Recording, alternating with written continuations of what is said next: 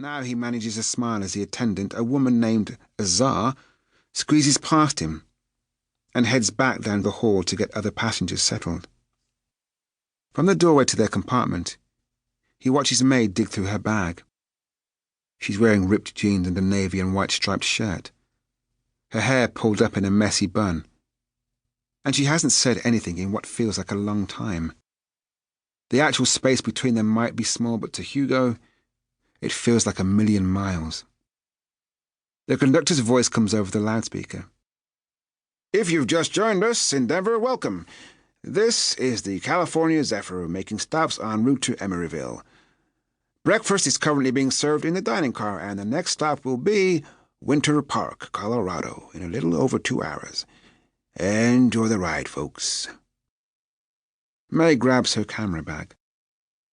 "I think I'm going to go up and do some interviews." Hugo understands that he's not invited, but he feels a rise of panic at the thought of her leaving when there's still so much that needs to be said. She slings her bag over her shoulder and then looks at him expectantly, waiting for him to move away from the door. "I'm sorry," he says again. The train is moving now, the sunlight streaming in through the window. I shouldn't have watched the film, and as far as the other thing goes, Hugo, will you please let me? Can we do this later?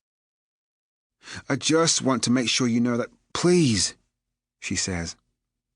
And something about the way she says it makes him nod and take a step back from the door, his whole body humming with regret. "Yeah," he says. "All right." Her arm brushes against his as she whisks past him, and he wants to reach for her hand and try one more time. But instead, his heart sunk low, he simply turns to watch her head down the short hallway and up the narrow staircase. And she's gone. He slumps into one of the seats in their room and watches the landscape change as the train starts to climb into the Rocky Mountains. They pass rivers and ranches and fields of cattle, sheer rock faces and streams dotted with fly fishermen, all of it slightly unreal, like something out of an old western. Every so often, the brief darkness of a tunnel closes in around them, and it feels for a few seconds like there will never be light again. In 34 hours, they'll be in Emeryville, California, which is just across the bay from San Francisco. He was meant to arrive with Margaret, of course, then spend a couple of nights in a hotel near Fisherman's Wharf before driving down to Stanford.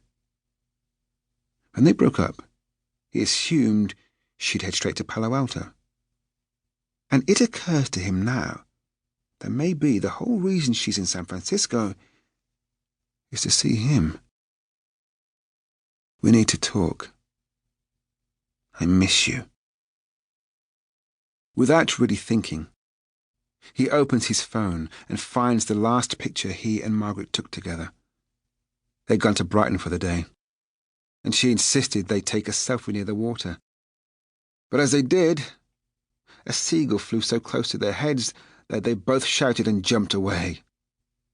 Only its tail feathers made it into the corner of the photo. The rest was the two of them with their mouths open, half laughing and half screaming, Margaret's blonde hair streaming behind her as she started to escape toward the edge of the frame. "Bird brain," she said, shaking her fist in mock anger. Later, she made him give her a ride on his back because the wedge sandals she'd insisted on wearing were hurting her feet. Then she complained about the food at the cafe where they had lunch, and had a strop when he wouldn't leave the arcade until he beat his skee-ball record. They were both tense as they walked back to the train, annoyed with each other in the way they always seemed to be lately, after spending a certain amount of time together. But then another seagull flew past, this one high above them, and Margaret frowned and muttered, "Bird brain!" And that made them both dissolve into laughter all over again. He pulls up her text messages. "Okay." He types, then slowly erases it. To his surprise, a video call from Alfie pops up on the screen.